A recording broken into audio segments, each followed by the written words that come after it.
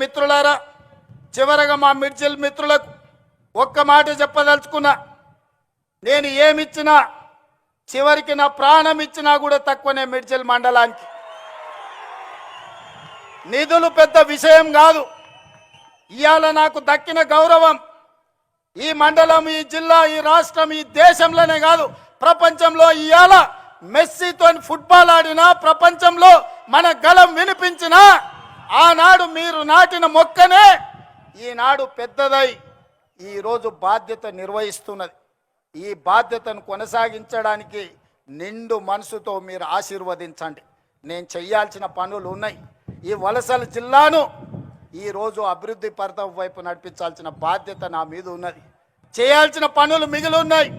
ఆనాడు పండిత్ జవహర్లాల్ నెహ్రూ గారు ఏదైతే ప్రాధాన్యత పెట్టుకున్నాడో ఎడ్యుకేషన్ అండ్ ఇరిగేషన్, ఈ జిల్లాలో ప్రతి ఎకరాకు నీళ్ళు ఇచ్చే వరకు, ఈ జిల్లాలో ఉండే ప్రతి పేదవాడికి విద్యను అందించి ఉద్యోగ ఉపాధి అందించే వరకు నేను మీకు సేవ చేస్తూనే ఉంటా. ఆనాడు 94 నుంచి 2004 వరకు 2 సార్లు తెలుగుదేశం అధికారం ఉంది. 2004 నుంచి 2014 వరకు doctor YS Rajasekhar Reddy Congress party అధికారంలో ఉండే. 2014 నుంచి 2024 వరకు బీఆర్ఎస్ అధికారంలో ఉన్నది. ఇవాళ చెప్తున్నా, నా ఆత్మ బంధువులైన మిర్చిల ప్రజల మధ్య నుంచి రాబోయే 2024 నుంచి 2034 వరకు ప్రజాపాలన ఉంటుంది. ప్రజలకు సేవలు అందిస్తుంది. ఆనాడు జెడ్పీటీసీ అయితా అంటే మీరు నన్ను జెడ్పీటీసీని చేసిరు. నేను ఎమ్మెల్సీ కావాలంటే మీరు ఆశీర్వదించి జిల్లా ప్రజలు ఎమ్మెల్సీ చేసిరు. తెలవని కొడంగల్కి వెళ్తే 2 సార్లు ఎమ్మెల్యేని చేసిరు. అక్కడ కష్టం వస్తే మల్కాజ్గిరి పార్లమెంట్లో ఎంపీని చేసిరు. కాంగ్రెస్ పార్టీ కార్యనిర్వాహక అధ్యక్షుడిని చేసిరు. 4 కోట్ల తెలంగాణ ప్రజలు 2వ తెలంగాణ ముఖ్యమంత్రిగా చేసిరు. ఇదంతా మీ ఆశీర్వాదం. ఇవాళ ఒకే ఒక్క విజ్ఞప్తి చేస్తున్నా, ఒకవేళ తప్పు జరిగితే అది శాశ్వతంగా తెలంగాణ రాష్ట్రానికి కాలరాత్రిని తెచ్చిపెడుతుంది.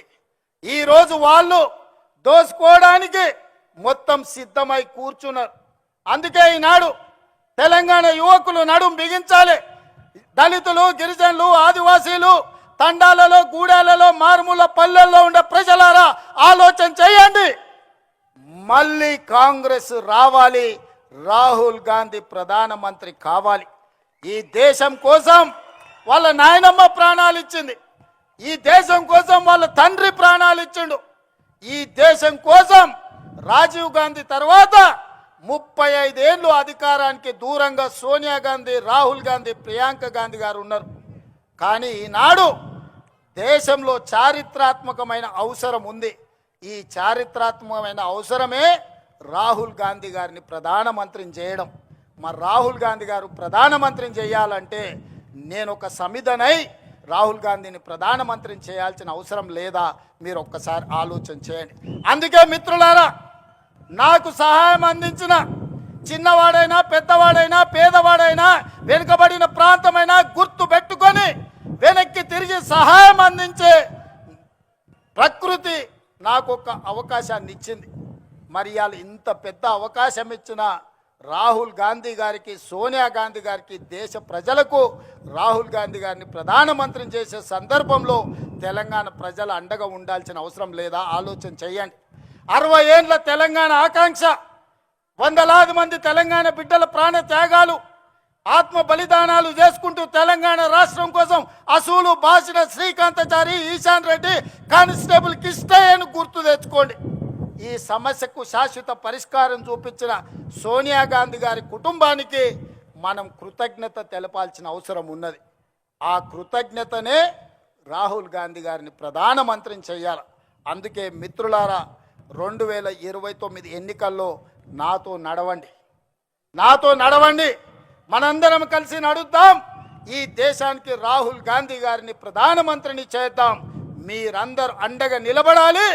మీరందరూ అండగా నిలబడతామని మాట ఇస్తున్నారా? మాట ఇస్తున్నారా? మాట ఇస్తున్నారా?